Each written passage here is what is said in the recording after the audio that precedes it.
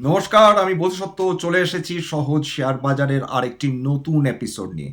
প্রিয় বন্ধুরা, আশা করি সবাই ভালো আছেন এবং সুস্থ আছেন। আজকের বাজার দেখে আপনাদের নিশ্চয় একটু হলেও স্বস্তি এসেছে। কেন জানেন?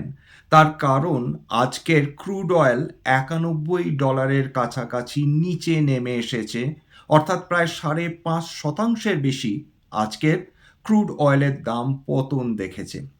ব্রেন্ট ক্রুড সেটাও প্রায় 5.5%-এর কাছাকাছি পতনের ফলে $97 প্রতি ব্যারেল ট্রেড করছে।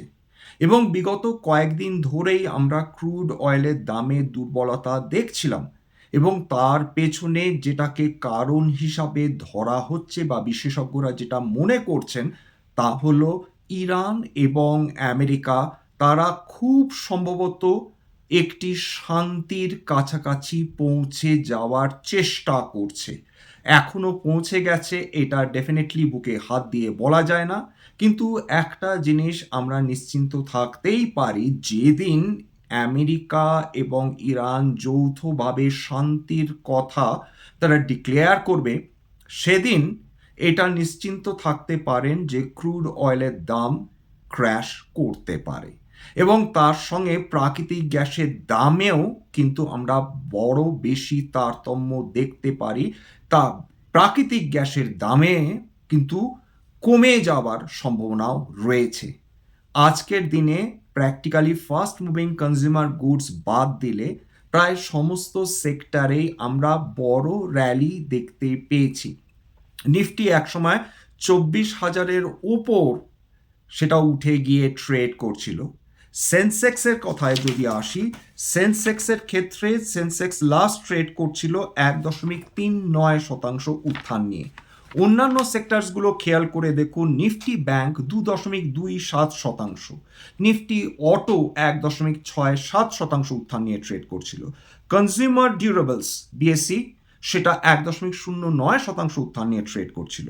এছাড়া মেটাল আজকে 0.58%, তাছাড়া অয়েল অ্যান্ড গ্যাস 1.53% উত্থান নিয়ে ট্রেড করছিল। নিফটি আইটি আজকে ভীষণ ফ্ল্যাট ট্রেড করেছিল উইথ আ পজিটিভ বায়াস। একটা জিনিস খেয়াল করে দেখুন যে নিফটি অটো বা নিফটি ব্যাংক এইগুলোতে যে পজিটিভ র্যালি এসেছে, তার পেছনে যেটা সম্ভাব্য কারণ থাকতে পারে সেটাও কিন্তু ক্রুড অয়েলের দাম বেশ ভালোভাবে পতন হওয়ার কারণে। কারণ যে কারণে ক্রুড অয়েলের দাম বৃদ্ধি হচ্ছিল সেটা যুদ্ধ বন্ধ হলে ক্রুড অয়েল এবং প্রাকৃতিক গ্যাসের দাম দারুণভাবে কমে যাওয়ার সম্ভাবনা রয়েছে, এবং যুদ্ধ বন্ধ হলে স্ট্রেট অফ হরমুজও খুলে যাবে বলে আমেরিকা এবং ইরান দুপক্ষই আশ্বাস দিয়েছে।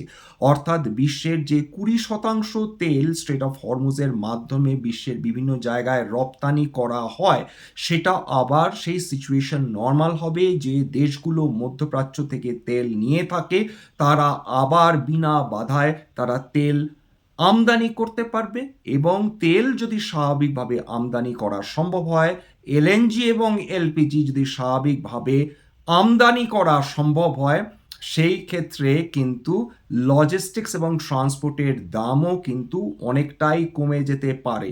বিগত কয়েকদিনে প্রায় 4বার পেট্রোল এবং ডিজেলের দাম বৃদ্ধি পেয়েছে, এবং থ্যাঙ্কস টু এই যে গালফ ওয়ার যেটা চলছে বা স্ট্রেট অফ হরমুজ নিয়ে যে যুদ্ধ চলছে, তার জন্য কিন্তু আজকের বা বিগত 2-3 দিন ধরে যেভাবে আমরা ক্রুড অয়েলের দামে পতন দেখতে পাচ্ছি, সেটা ভারত সরকার তথা ভারতীয় অর্থনীতি তথা সাধারণ মানুষ তথা কর্পোরেট এবং ইন্ডাস্ট্রির জন্যে দারুণ খবর।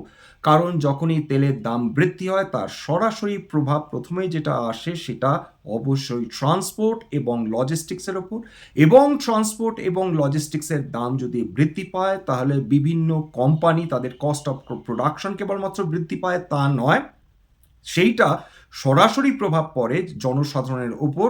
তাদের অত্যাধিক মূল্য দিয়ে সেই পণ্যগুলো কিনতে হয়।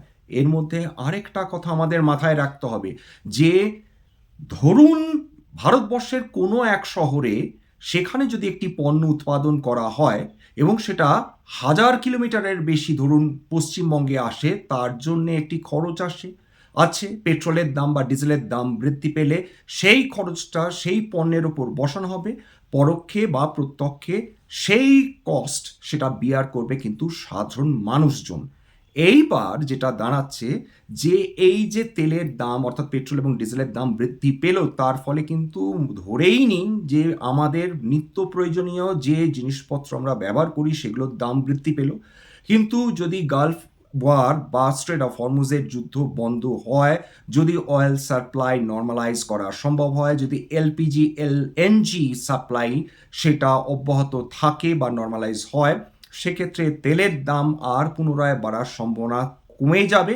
শুধু তাই না, এই তেলের দাম এবং বিভিন্ন পণ্যের দাম বৃদ্ধির ফলে যেভাবে এই যে এফেক্টটা বিভিন্ন সাধারণ মানুষের ওপর পড়বে, তার ফলে ইনফ্লেশন বৃদ্ধি পাবে অর্থাৎ মূল্য বৃদ্ধি। এবং এই মূল্য বৃদ্ধি যদি বৃদ্ধি পায়, তখন রিজার্ভ ব্যাঙ্ক অফ ইন্ডিয়া খুব স্বাভাবিকভাবে যেটা করবেন সেটা ঋণে কিন্তু সুদের হার বৃদ্ধি করে দেবেন। অর্থাৎ যে ঋণ আপনারা বিভিন্ন ব্যাংক থেকে নিচ্ছেন, সেটা পার্সোনাল লোন হোক, সেটা অটো লোন হোক, সেটা হোম লোন হোক, সমস্ত কিছুর কিন্তু সেই ঋণে যে ইন্টারেস্ট আপনারা চোকাচ্ছেন সেটার দাম বেড়ে যাবে। আপনাদের ইএমআই না হয় নাম্বার অফ ইএমআইস বাড়বে, নতুবা ইএমআই এর পরিমাণ বেড়ে যাবে। দারুণভাবে চাপ পড়বে প্রত্যেকটা মধ্যবিত্ত মানুষের ওপর। এখন পেট্রোল বা ডিজেলের দাম আমাদের কাছে কমাটা এই কারণেই প্রয়োজন যে এর ফলে যেগুলো সাইক্লিক্যাল সেক্টরস, যেগুলো রেট সেন্সিটিভ সেক্টরস, সেই রেট সেন্সিটিভ সেক্টরস কিন্তু তখন আর ক্ষতিগ্রস্ত হবে না। তার কারণ সেক্ষেত্রে ইনফ্লেশন বাড়ার সম্ভাবনাটাই কমবে।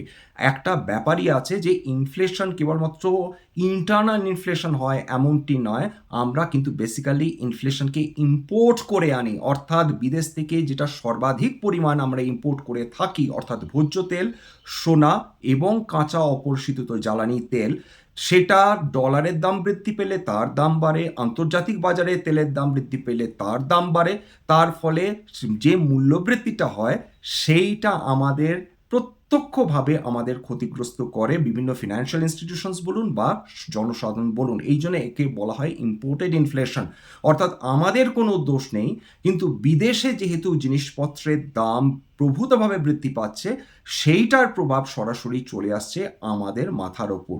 আপাতত যদি মাথার ওপর থেকে ক্রুড অয়েলের দাম বৃদ্ধির চিন্তা যদি কমে যায়, তাহলে সেই সঙ্গে কিন্তু ইনফ্লেশন বৃদ্ধি হওয়ার সম্ভাবনাটা বেশ খানিকটা কমে যাবে। Cyclical sector, financial sector relief পাবে, এবং এই সমস্ত সেক্টরস যদি রিলিফ পায়, সেক্ষেত্রে আজকে যেরকম দেখলেন অটো সেক্টর র্যালি করলো, যেরকম দেখলেন ব্যাংকিং এবং ফিনান্সিয়াল সেক্টর র্যালি করলো, যেভাবে দেখলেন রিয়েল এস্টেট সেক্টর র্যালি করলো, যেভাবে দেখলেন যেগুলো ডাউন স্ট্রিমস যে অয়েল কোম্পানিসগুলো তারা র্যালি করলো, কারণটাই একটা, যে যদি তেলের দাম কমে ইকোনমিতে স্টেবিলিটি থাকে, রেট সেন্সিটিভ সেক্টরস এবং সাইক্লিক্যাল সেক্টর সবচেয়ে বেশি বেনিফিটেড হয়।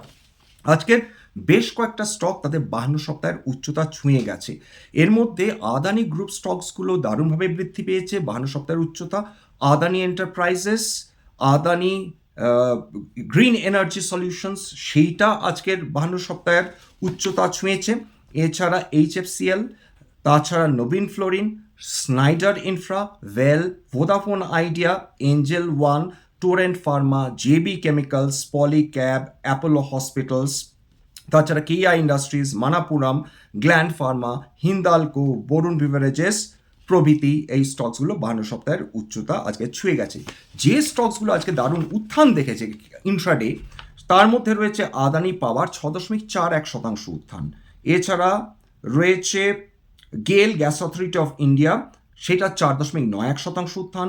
আদানি এন্টারপ্রাইজেস 4.87% উত্থান। ব্যাংক অফ ইন্ডিয়া 4.35% উত্থান। বিপিসিএল 4.28% উত্থান। কানাড়া ব্যাংক 4.27% উত্থান। পেট্রোনেট এলএনজি 3.64% উত্থান। আদানি গ্রিন এনার্জি 3%-এর ওপর আজকে কিন্তু উত্থান দেখে ফেলেছে। তবে এর মধ্যে কয়েকটা স্টকস কিন্তু তাদের 52 সপ্তাহে নিম্ন স্তরও ছুঁয়ে গেছে, অর্থাৎ মার্কেট অনুযায়ী তারা পারফর্ম করতে পারছে না। এর মধ্যে ইনফোএজ রয়েছে, সেন্ট্রাল ব্যাংক রয়েছে, পাইন ল্যাবস রয়েছে এবং এলটি মাইন্ডট্রি রয়েছে। এরা আজকে 52 সপ্তাহের নিম্ন স্তর কিন্তু ছুঁয়ে গেছে। আজকের এশীয় মার্কেটসগুলো দেখুন, এশীয় মার্কেটসগুলোতে তুমুল র্যালি হয়েছে। এমনিতেও এশিয়ান গুলোকে নিয়ে অভিযোগ করার মতন কিচ্ছুটি ছিল না, বিগত কয়েক মাস ধরেই তারা দারুণ র্যালি করে চলেছে।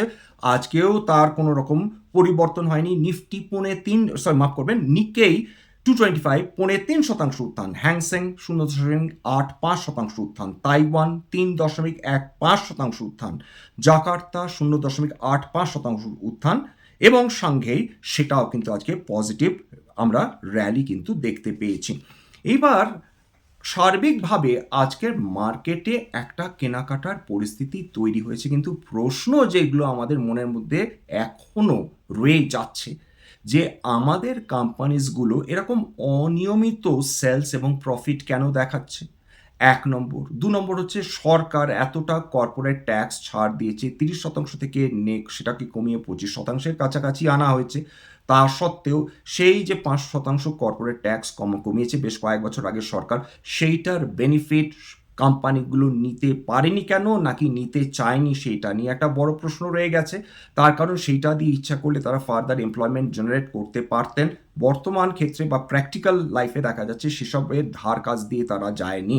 সুতরাং ভালো সময়, অর্থনীতির ভালো সময়, যখন এই কোম্পানিজগুলোর মধ্যে প্রচেষ্টার কিঞ্চিত অভাব দেখা গিয়েছে, অর্থনীতি যখন চ্যালেঞ্জের মুখে পড়েছে, তখন তারা তেড়ে ফুরে আবার মেক ইন ইন্ডিয়ার সাহায্যে বা বিভিন্ন গভর্নমেন্ট সবস এবং সাবসিডির সাহায্য নিয়ে তারা ফার্দার নিজেদের প্রফিট বৃদ্ধি করবে বা সেলস বৃদ্ধি করবে কিনা, সেটাও কিন্তু বিনিয়োগকারীদের মনে প্রশ্ন রয়ে গিয়েছে।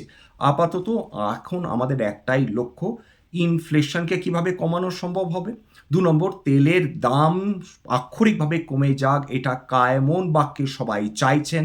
ইরান আমেরিকা যুদ্ধ থেমে যাক, এটা সমস্ত অর্থনীতি চাইছে। এবং আরেকটা যেটা গুরুত্বপূর্ণ, এতদিন ধরে যে ফরেন ইনস্টিটিউশন ইনভেস্টার্সরা তারা চলে যাচ্ছিলেন বিক্রি বাটা করে, এইবার যে যদি জিওপলিটিক্যাল টেনশন ধীরে ধীরে ধীরে ধীরে শান্ত হয়, যদি যুদ্ধ স্ট্রেট অফ হরমুজে বন্ধ হয়, সেক্ষেত্রে কি ফরেন ইনস্টিটিউশনাল ইনভেস্টার্সরা তারা ফেয়ার ভ্যালুড স্টকসগুলোর জন্য বা আন্ডার ভ্যালুড স্টকসগুলোর জন্য ভারতবর্ষে ফিরে আসবে? যাই হোক, এখানে শেষ করছি। স্ট্যান্ডার্ড ডিসক্লোজার, যে কোম্পানিজগুলো নিয়ে আলোচনা করলাম, হতে পারে তার মধ্যে কয়েকটা কোম্পানিতে আমার বা আমার পরিবারের বিনিয়োগ থাকলেও থাকতে পারে। ভবিষ্যতে যদি নতুন করে কিনি বা বিনিয়োগ করি, আগাম বিজ্ঞপ্তি দিয়ে কিনতে বা বিক্রি করতে পারবো না। স্ট্যান্ডার্ড ডিসক্লেমার, এটা কেবলমাত্র একটা এডুকেশনাল চ্যানেল বাঙালি বিনিয়োগকারীদের ইনভেস্টার অ্যাওয়ারনেস বৃদ্ধির জন্য। এখানে কোনো ধরনের কোনো শেয়ারের buy sell recommendation, suggestion, advice এমনকি ইনফ্লুয়েন্স করার প্রচেষ্টা নেই। আমার কথা শুনে যদি কোনো শেয়ারের ব্যাপারে বাই সেল সিদ্ধান্ত নেন, ক্ষতির মুখোমুখি হতে পারেন। সুতরাং সবসময় একজন সেবি রেজিস্টার্ড ইনভেস্টমেন্ট অ্যাডভাইসারের পরামর্শ নেওয়ার চেষ্টা করুন বা নিজের ডিউ ডিলিজেন্স করুন, সেক্ষেত্রে আপনারা উপকৃত হলেও হতে পারেন। সবশেষে যেটা বলি, যদি এই ধরনের এপিসোড আপনাদের ভালো লাগে, প্লিজ একটা লাইক দেবেন, প্লিজ সাবস্ক্রাইব করবেন, এবং যদি সত্যি মনে হয় আমার বাঙালি ভাই বোনদের জীবনে একটুখানি ভ্যালু অ্যাড করতে পেরেছি, নিজের গ্রুপে শেয়ার করে দেওয়ার চেষ্টা করবেন। নমস্কার।